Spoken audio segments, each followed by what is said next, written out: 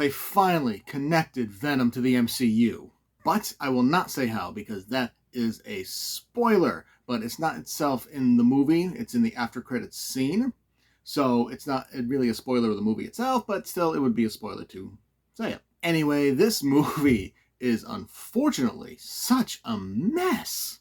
Like, it is all over the place, and there is just such a weird, misplaced villain romance just kind of shoved in there, just to kind of make the whole thing kind of sort of make sense, I guess, in terms of Cletus Cassidy's story. But at the same time, it's like, why do we care about a love story between the villains? Cletus Cassidy is a serial killer. We don't care about his happiness. Now, the first Venom movie wasn't exactly a masterpiece. It wasn't really that good of a movie, but it was dumb fun. You know, you just shut your brain off and it was just mindless fun. Unfortunately, Venom, There Be Carnage, is not the same. I mean, yes, there are action scenes, but they're not as fun. They just they feel like they're shoehorned in, and it's really disappointing. Now, Tom Hardy is great, though it's still kind of weird thinking of him as a loser, seeing as he's Tom fucking Hardy, but, you know, he plays the role well, and when he's Venom, you know, the CGI to create Venom looks great.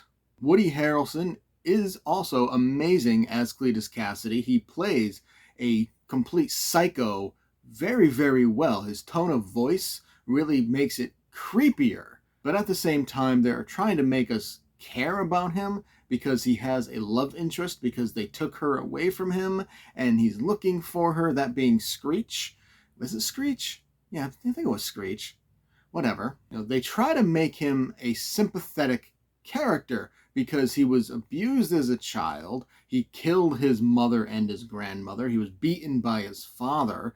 But just because you were abused, that's no reason to be a psychopathic serial killer.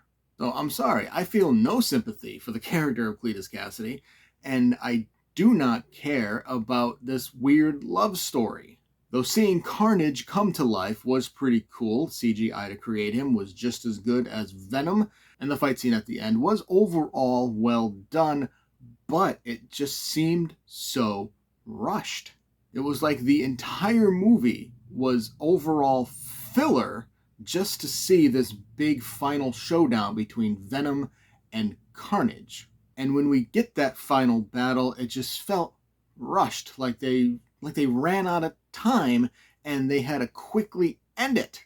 I mean, there is some weird humor from Venom, and you will find yourself laughing, but it's not enough to really make this a good movie. I was honestly very disappointed because, you know, Tom Hardy, great actor. Woody Harrelson, great actor. Andy Serkis, the man knows what he's doing as director. But I don't know, for some reason you put them all together and it didn't work. I don't know, maybe it was the script. It was just a shitty script and Serkis just had to work with what he had. I don't know.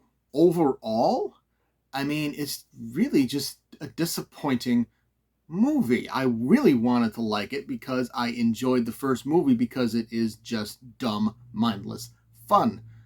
But this isn't. You know, the after credits scene, absolute A+, because it brings Venom into the MCU, and I cannot wait to see Tom Hardy and Tom Holland interact as Venom and Spider-Man. That's going to create some really fun shit. But the movie as a whole, I just give it a D. Now, I'm not giving it an F because, you know, Hardy and Harrelson, they are good in their roles. What few action scenes there are, they are well done, even if they are a bit rushed. But it's just, unfortunately, not a good movie. Did you enjoy the review? Make sure to hit that like button and subscribe to get notified when more reviews go live. Feel free to leave a comment to discuss your thoughts on the movie or show, and I will see you next time.